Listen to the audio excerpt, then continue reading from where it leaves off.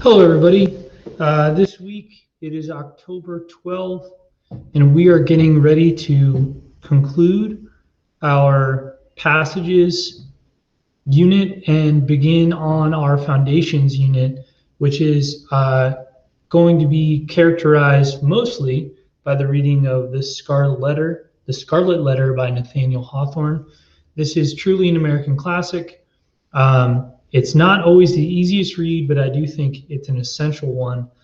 And the story is one that tends to stay in the minds of students and teachers, and anyone who reads it remembers this story. It's really popular. So let's present my screen just to show you a little bit of what you have ahead. Okay, so the Scarlet Letter is what I am presenting on today in this video. And then by Friday, I just have a question, a Google question for you guys about shame. So because that is a major theme of this novel, shame, and the way that we either administer it or respond to it. So I'm going to present this slideshow, which is available through PowerPoint or Google Slide as well, but I thought it would be important to talk about it. So just some context and background. One thing that's really difficult, I think, for students to grasp right away is the difference between the time period in which the setting of the book takes place and in which the book was written.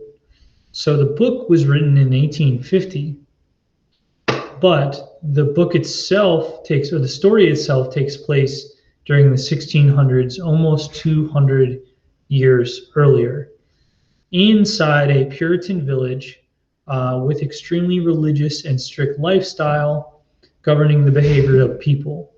There is no separation of church and state as we now have it in our government. They are completely married because this is before the United States is a country and before the Constitution has been written.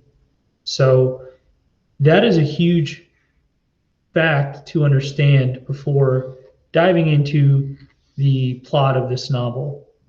A little bit about the author, Nathaniel Hawthorne. He is an American author from Salem, Massachusetts, born in 1804. The writing of this book comes from inspiration about a job he held at the Custom House, which is a publishing company. And the story itself begins in a framed narrative, which, if you remember from last year, means there's sort of a flashback. It begins with Hawthorne himself discovering this embroidered letter, which then launches the telling of the story of Hester Prynne that we have in the Scarlet Letter. It was published in 1850, like I said, and at the time it sold many copies, 4,000 about within 10 days of publication. That's a big deal for the time. 14 years later, Hawthorne died. This is considered his seminal or most important work, I believe, although he has many. Summary of the story itself. The Scarlet Letter tells the story of Hester Prynne.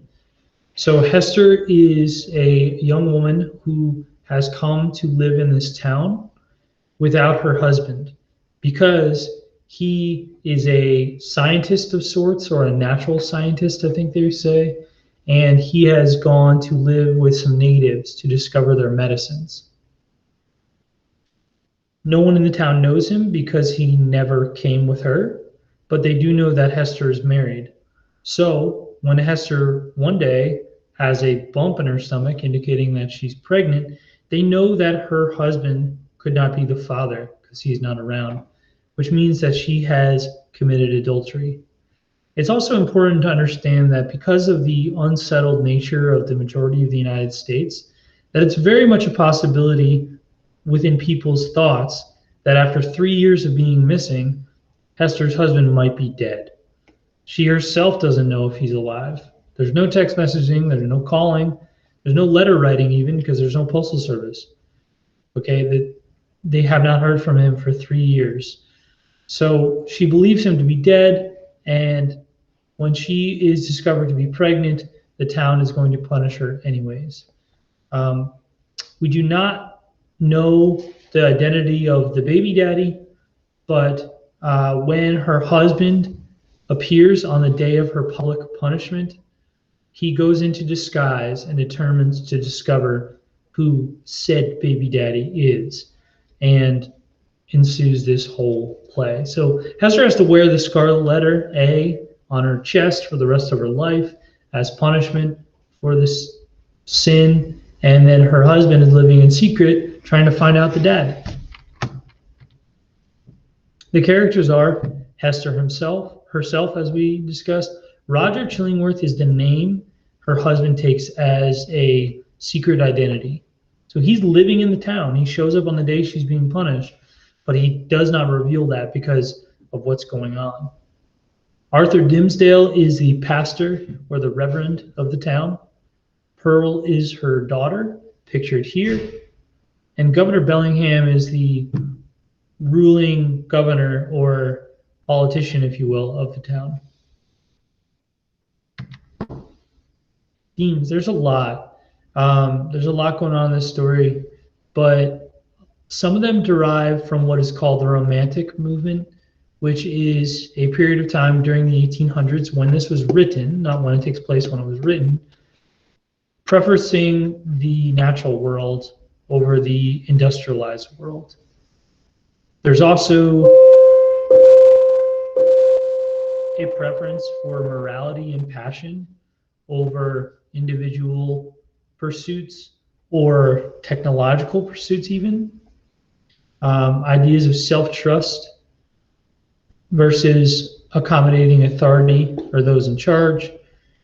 And in general, conventionality and guilt. Guilt is a huge one. There's some other things about patriarchy, you know, these white men who are in charge of women's bodies, belief in fate and free will, and the impossibility of reaching the perfection of nature, which goes again with our romantic patterns. This slide speaks more to the romantic side of things. It talks about where it comes from. The industrialized world of the 1800s, or the increasingly industrialized world, begins to spark reactions in people who are either in favor of this progress or rebelling against it. Even those who rebel against it don't think that that's always good, because there's isolation in nature, and that has good effects and bad effects. But the setting of that contrast between the industrial and nature is most important. Yeah, this is just a huge text that's inspired other similar stories and films that are based on it. You can find contemporary versions of film. I don't love all the film options for this one, unlike some of our other stories. And really importantly, we'll talk about Hester Prynne's punishment. I mean, it has this huge symbolic importance about a woman and her life and her body, and how women are made to carry the burden of their actions by men who do not have anything to do with them. You might have seen Emma Stone's movie Easy A. That's sort of nodding to it in a cheap way. It's not like a full-on nod to Scarlet Letter, but anyways, so this is a really important text. I think you guys are gonna enjoy at least like the basis of the plot. You might not like the way that Hawthorne writes because it's very wordy. But yeah, so I do have a question about guilt that's due by Friday.